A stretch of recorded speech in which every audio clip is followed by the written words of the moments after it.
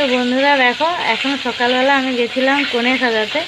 তো এসে দেখি তোমাদের দাদাভাই রান্না করছে। দেখো এই যে, আমি জানি যে অনেকটা বেলা হয়ে গেছে, এসে রান্না করতে হবে। তো চাল ধুয়ে রেখে গেছিলাম, এসে দেখি আবার উনুনে ভাত বসিয়েছে, গ্যাসে রান্না করেনি।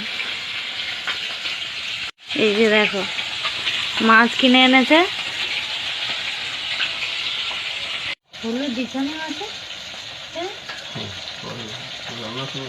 কি অবস্থা, মাছে হলুদ দেয়নি, রান্না করছে। দেখো কি রান্না করছে বলো?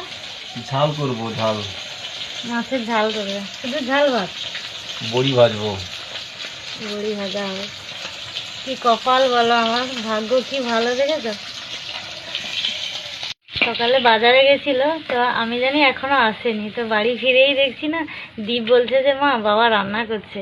মানে রাস্তায় ঢুকছি আর বলছে, এসে তাই ভাবলাম যে তোমাদেরকে দেখাই, তোমাদের দাদাভাই রান্না করছে।